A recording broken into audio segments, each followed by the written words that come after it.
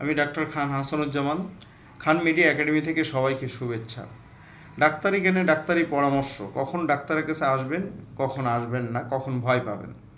আজকে আলাপ করব বমি নিয়ে।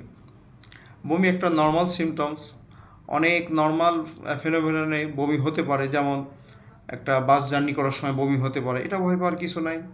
আবার পচা দুর্গন্ধেও অনেকের বমি হতে পারে, এটাও রোগ না, এটাও ভয় পাওয়ার কিছু নাই। আবার প্রেগনেন্সি বা গর্ভবতী মহিলার বমি হতে পারে, এটা তো রোগই না, বরং এটা সুসংবাদ। কিন্তু কি কারণে আমরা কোন রোগে আমরা বমির কথা চিন্তা করব, কোনটাতে ভয় পাবো? একটা হচ্ছে যে কোনো জ্বরে, সেটা ভাইরাল জ্বর হোক, প্রস্রাবের ইনফেকশন হোক, নিউমোনিয়া হোক, এই সমস্ত কারণে বমি হতে পারে, এটারও ভয় পাওয়ার কিছু নাই। জ্বরের চিকিৎসা নিলে বমি অটোমেটিক্যালি ভালো হয়ে যাবে। আবার বমির সাথে ডায়রিয়া হলো, তাহলে বমির সাথে ডায়রিয়া হতে পারে বাইরের খাবার, যদি নষ্ট খাবার খায় বা বাসি খাবার খায়, সেক্ষেত্রে এই ফুড পয়জনিং হয়ে বমির সাথে ডায়রিয়া হতে পারে। এটাও স্যালাইন খেলে ঠিক হয়ে যাবে, এটাও স্পেশাল কোনো ওষুধ লাগে না, এটাও ভয় পাওয়ার কিছু নাই। কিন্তু সে যদি আগে স্টেরয়েড জাতীয় কোনো ওষুধ, যেটা বাজারে ডেল্টাসন নামে পাওয়া যায়, কর্টান নামে পাওয়া যায়, আরও অনেক নামে পাওয়া যেতে পারে, এই সমস্ত ওষুধ লম্বা সময় খাইতো, হঠাৎ করে বন্ধ করার পরে বমির সাথে ডায়রিয়া হলো, প্রেশারটা ফল করলো, এটা কিন্তু ইমার্জেন্সি কেস। এক্ষেত্রে অবশ্যই দ্রুত ডাক্তারের কাছে আসতে হবে। এবং এই রোগটাকে আমরা বলি অ্যাড্রেনাল ক্রাইসিস। তাহলে নর্মাল বমির সাথে ডায়রিয়া হইলেও বাইরের কোনো খাবার খেয়ে এটা নিয়ে চিন্তা করার কিছু নাই। কিন্তু স্টেরয়েড জাতীয় কোনো ওষুধ বন্ধ করার পরে যদি বমি হয়, তাহলে কিন্তু চিন্তা করার ব্যাপার। অর্থাৎ সহজে অনেকের স্টেরয়েড জাতীয় ওষুধ যদি না বোঝে, কোনো ওষুধ খেতো লম্বা সময়, হঠাৎ বন্ধ করার পরে বমির সাথে ডায়রিয়া হচ্ছে, তাহলে সে দ্রুত ডাক্তারের কাছে আসবে।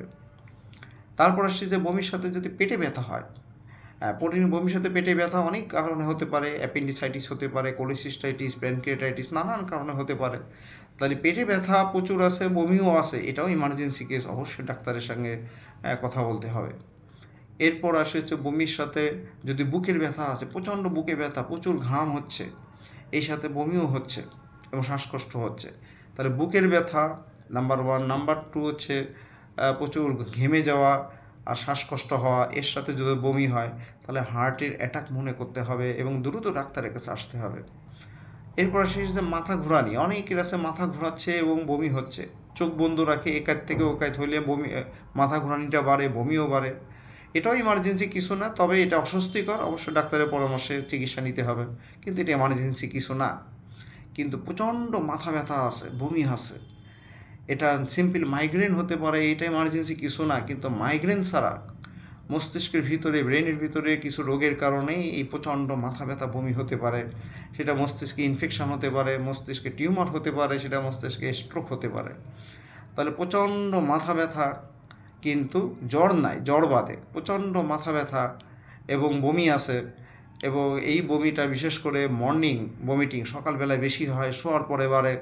তাহলে এই জাতীয় যদি হয়, আমাকে চিন্তা করতে হবে যে এটা মস্তিষ্কের ভিতরে কোনো অ্যাবনর্মালিটিস। তাহলে আমরা ইমার্জেন্সি ভাববো কখন?